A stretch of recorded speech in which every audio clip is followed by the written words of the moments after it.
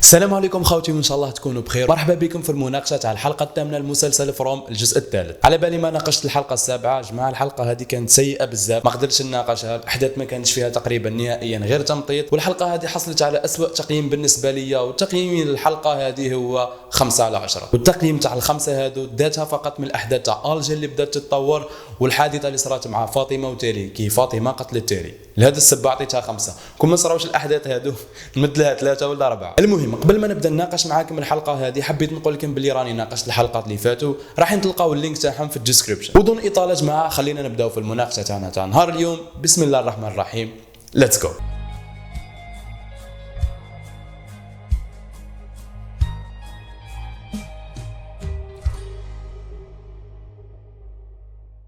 بداية الحلقة كانت مع بويد وفاطمة، ونشوفوا انه بويد دا فاطمة للكوخ اللي جاي في الغابة هذاك، وخباها تم وقال لها لازم نحميك من اهل البلدة. وبويد كالعادة كل ما تصرى كارثة في البلدة ولا تصرى كاش حاجة هو اللي لازم ينقذ اهل البلدة، وديما تسمع من فمه كلمة اتس اوكي.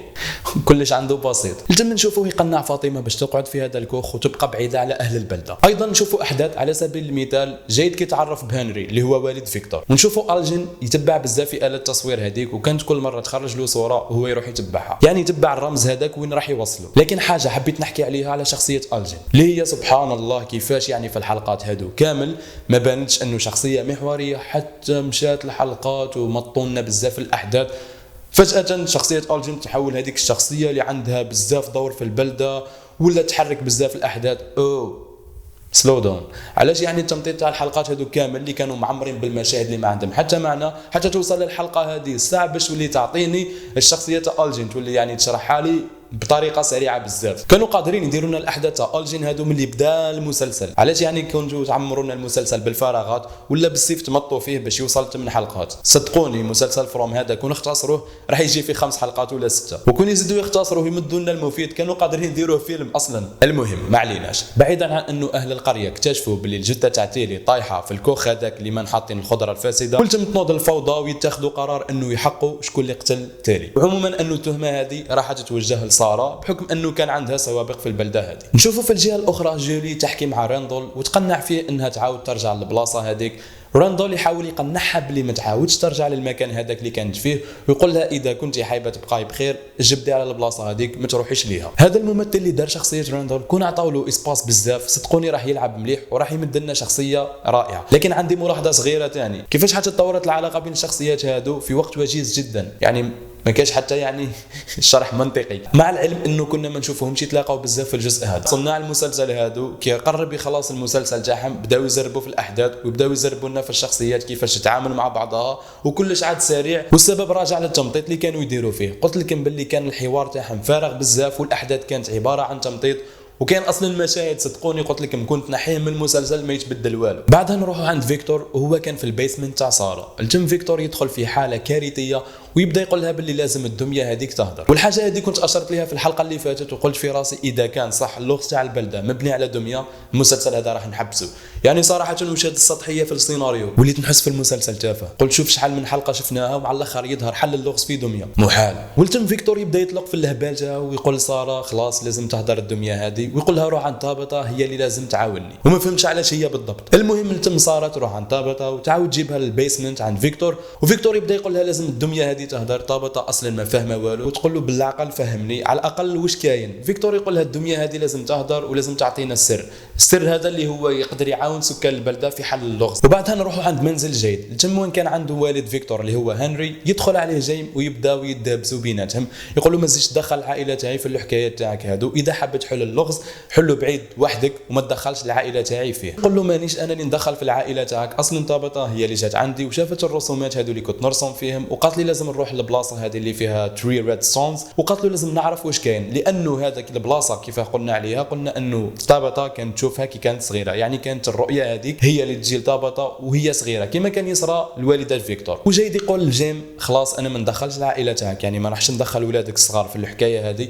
لكن طابطه هي كبيره ومسؤوله على روحها. ويجي خارج من الدار. وبعد ما يخرج زيد نشوفوا باللي جيم يبدا يحكي مع هنري، وبعد ما نشوفوهم يحكيوا على قصه حياتهم صدقوني يا جماعه بالك بزاف لي كيفي حسيتهم نفس الشخص، كانه جيم كان يحكي على هنري وهنري كان يحكي على جيم. الحاجه هذه لفتت انتباهي، من نعرف اذا نتوما حسيتوا بهذا الشيء ولا غير انا. قلت من نشوفوا اليس يروح عند فاطمه ويحاول يقنعها باللي قادر يعاونها. وبعيدا عن المشاهد المكرره هذه والحوارات اللي ما عندها حتى معنى في المسلسل، نشوفوا انه اليس بعد ما يخرج من الكوخ فاطمه تعاود تشوف الشبح هذاك تاع المراه اللي كان يخرج الالجين. لحد الساعه ما فهمتش اذا الشبح تاع المراه هذاك هو نفسه فاطمه، الله اعلم. انا ملي بدا المسلسل وانا نقول لكم باللي الشبح هذاك خاطي فاطمه. بعدها نشوفوا الجين يدخل للعياده ويبدا يجبد في الدم تاعو، على الاغلب راهو يتبع في الشيء اللي يخرج له في الكاميرا. نرجعوا عند جولي كي كانت مع اخوها ايتن ورجعت للمكان هذاك اللي شفناه في الحلقه اللي فاتت. بعدها دخلت للمكان هذاك ولات تحس روحها وحدها. البلاصه هذيك هي نفسها اللي راح ليها بويد في الجزء اللي فات. ولتم جولي تشوف روحها هي وراندول وميرال مربوطين في البلاصه هذه، يعني حاجه هذيك صارت في الماضي هي راهي تشوف فيها في الحاضر. فجاه نسمعوا صوت تاع واحد الشخصيه اللي اسمها مارتن، هذيك اللي تلاقاها بويد في الجزء اللي فات. لتم يعيط على جولي والشيء اللي حيرنا كيفاش حتعرف اسمها، ويقول لها باش يطلع هذاك من البير ارمي له الحبل. الجم جولي بعد ما ترمي الحبل هذاك يهبط عند بويد، والجمه جماعه كانت صدمه. جولي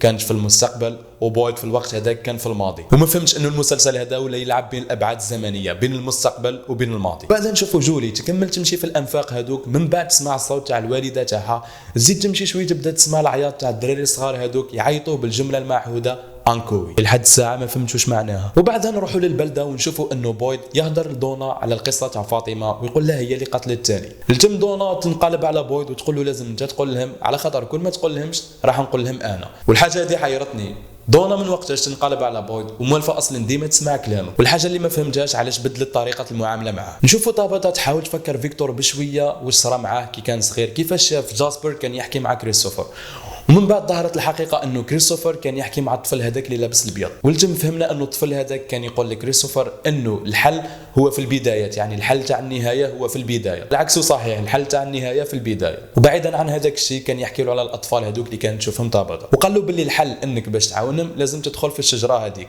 الشجره اللي كانت دخلت منها طابطه من قبل. وكريستوفر ما كانش حاب يمن الطفل الصغير هذاك، كان يقول له باللي راك تكذب عليا، والوحيده اللي امنت هذاك الطفل هي والده فيكتور، وعلى هذا الشيء خلاتهم وراحت دخلت في الشجره هذيك. على حسب ما فهمت كاينه حاجه تربط بين الماضي والمستقبل في المدينه هذيك، ما توضحت ليش برك مليح، بالك مع الحلقات الجايه ان شاء الله راح نفهموها. ونجيو لاخر مشهد في الحلقه وين نشوفوا الجين دا فاطمه للبلاصه هذيك المهجور، ماشي المهجوره يعني غير مكشوفه للبلده، وكان فيها غرفه هذيك سريه كما نقولوا احنا، يعني ما يعرفوهاش الناس تاع البلده كامل، بالك الواحد اللي دخلها هو جيد. المهم بطريقه ما حاول يقنعها انه اليس راهو يستنى فيها الجم.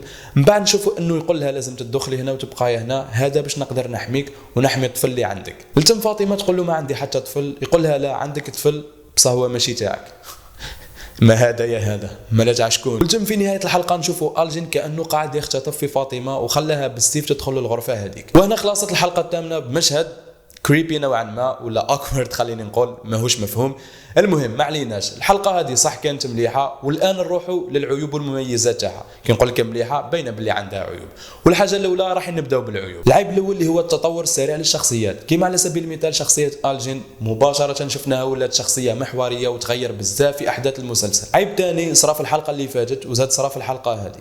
الحلقه اللي فاتت ما بانتش شخصيه ساره نهائيا، ما على باليش اذا هذا الشيء ما يخدمش السيناريو، والحلقه هذه ما بانتش شخصيه كريسي نهائيا، على الرغم انهم شخصيات رئيسيه. اذا كان هذا الشيء ما يخدمش السيناريو قادر نتقبله، واذا كان يعني مجرد كتابه سطحيه خليونا بلا تمسخير. العيب الثالث انهم تخلاو على المشهد بين الجين وفاطمه كي كان يقنعها باش تخرج من الكوخ هذاك، ما عطاوناش الحوار، ما فهموناش اصلا الطريقه كيفاش قنعها باش قدرت تروح معه، على الرغم من انه شخصيه الجين وفاطمه ما همش قراب لبعضهم في المسلسل. من بين المميزات تاع الحلقه هذه هي الاحداث الجديده نوعا ما اللي خلتنا نقدروا نكتشفوا انه بويد كان في الماضي ومن بعد راهو في الحاضر، ومن بعد جولي راحت للماضي وعاودت رجعت للحاضر. المهم يعني خلطه كبيره، بصح قدرنا نفهموا باللي كاين بعد زمني في البلده هذيك، يعني رابط بين المستقبل والحاضر. لحد الساعه ما توضحش مليح. وايضا حاجه مليحه انه قدرنا نكتشفوا باللي جاسبر هذاك الدميه ما هو يهدر ما هو حتى حاجه، فيكتور باك دخلنا في حكايه لا علاقه مع البلده خلاص. المهم الحمد لله كي ظهر الدميه هذاك ماهوش مرهونه بيده الحل تاع اللغز تاع البلده، على خاطر راح يولي مسلسل تافه.